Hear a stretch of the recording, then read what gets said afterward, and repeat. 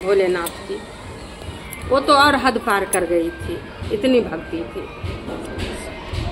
उससे शादी कर लिए। कुछ दिन व्यतीत होने पे सुषमा की कोख से जो है एक बेटा की उत्पन्न हुआ। बेटा हुआ तो उसके घर में खुशहाली हो गई, सब खुश हो गए। सुदर्शन भी, सुधर्मा भी, सुषमा को कोई फर्क नहीं पड़ा। वो पालन पोषण सब कुछ सुधर्मा करी।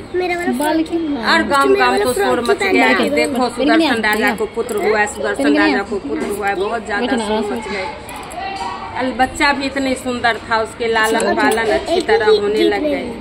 आज कुछ कल कुछ वो बच्चा बढ़ने लग गया।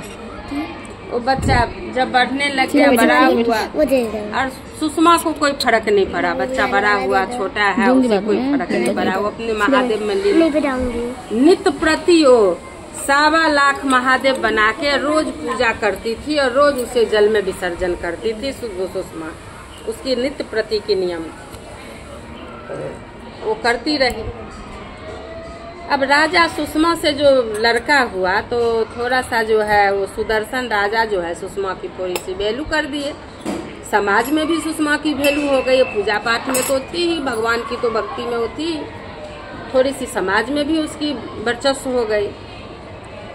पता नहीं उसकी सुधर्मा की मन में कौन सी अंकुर फैल गया कि देखो अब वो बच्चा बड़ा हो गया, बच्चा अब शादी लायक हो गया। उसकी शादी की लड़की ढूंढी जा रही थी, सब खुश थे। सुधर्मा की मन में वो पाप की अंकुर की उत्पन्न हो गई उसी टाइम से, जब सबके सब उनकी सुषमा को वैल्यू देने लग गए थे। सुधर्मा ने मन में सोचा, देखो मने मन सोच रही थी कि बेटा भी उसी का, पति भी उसी का, सारा संपत्ति भी उसी का, समाज में भी उसी का वैल्यू है।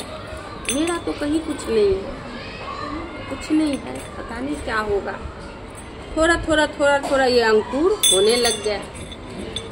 जब उस बालक का शादी हुआ, विवाह करके लड़के आ गए, बहू भी आ गई, बहुत सुंदर घर में बहू थी, लड़का था, बहुत ही आनंद की जो है राज चल रही थी, बहुत सुंदर। एक दिन सुधर्मा की पाप जो है एकदम से छत फाड़ के आ गए।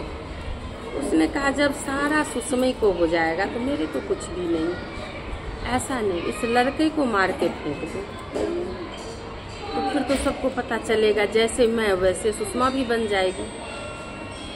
उसने, उसका लड़का सो रहा था, बहू गई अपना सुबह नहा धो के किचन के काम करने, और लड़का जो सो रहा था उसको वो काट के और बोरे में भर दी, भर के और उसी तालाब में फेंक आई जिसमें सुषमा रोज दिन महादेव की विसर्जन करने जाती। फेंक आई। इधर एक दिन बीता, दिन भर बीत गई। शाम को सब ढूंढे, बोले कहीं होगा, सुषमा कह रही कहीं होगा, आ ही जाएगा। रात बीत गई, प्रातः बीत गई, और उसी जो जिसने ये कर्म करा था सुधर्मा ने, वो ही सबसे ज्यादा रोती पीटती थी बच्चों के लिए। और सुषमा को कुछ फर्क ही नहीं पड़ा। बच्चा हुआ तभी भी फर्क नहीं पड़ा, पला पोसा तभी भी फर्क नहीं पड़ा, शादी ब्याह हुआ तभी भी उसको फर्क नहीं पड़ा। चलो ठीक है, अपने घर की सदस्य। और मर गया, नहीं मिला, तभी भी उसे कोई फर्क नहीं पड़ा। वो इतनी धर्मिष्ठ थी। वो खूब रोए जाए, खूब रोए पीटे कि मेरा बच्चा कहाँ गया। 2 दिन जब बीत गया तो सुदर्शन को भी टेंशन हुआ कि भाई बेटा गया तो गया कहाँ उसके बाप को। उसने भी चारों तरफ जो है शोर मचाए, आवाज लगवा दिए कि चलो कहीं कोई देखे तो बताना कहाँ गया, राजा का बेटा खो गया, राजा का बेटा खो गया। पूरे में शोर हो गए। चौथा दिन जब बीता, चौथे दिन में थोड़ा तालाब की महिमा ऐसा देखो भोलेनाथ की कि वो जो सुषमा महादेव विसर्जन करने जाती थी तो आगे में ज्यादा पानी था तो आगे विसर्जन करके आ जाती थी।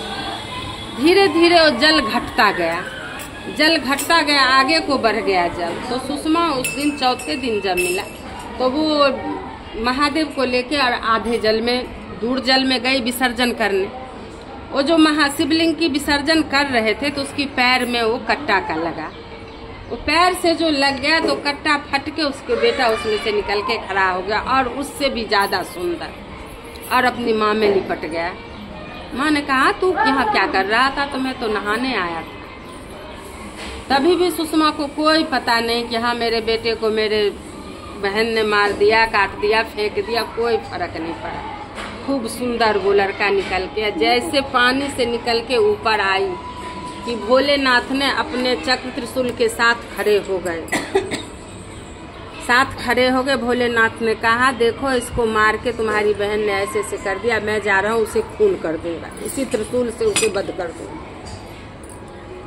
सारा कहानी भोलेनाथ ने सुषमा से बताया कि ऐसी ऐसी जो है पाप की प्रकट हो गई सुधर्मा को। सुधर्मा ने तुम्हारे लड़के को मार के इसमें फेंक गई थी गड्ढा में बढ़ के। सुधर्मा को हम छोड़ेंगे नहीं, आज इसी त्रिशूल से उसकी वध कर देंगे।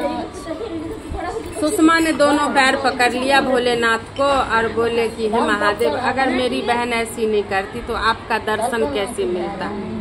ठीक है, वो तो हमारे लिए अच्छी करी जो ऐसा हुआ जो आपका दर्शन मिला, पहला नंबर। दूसरा नंबर, वो ऐसी पापनी है, आप मेरे तरफ से उसकी माफ कर दो। अगर वो अच्छी होती तो उससे ही तो बारी फुलवारी खिलता, मुझे आने की जरूरत क्या थी। तो उसकी ये पाप की अंकुर जो है उत्पन्न हुआ उसके मन में, उसकी भाग्य रेखा खराब है। आप मेरे तरफ से उसकी माफ कर दो, हम आपको उसके बदले हम माफी मांगते हैं।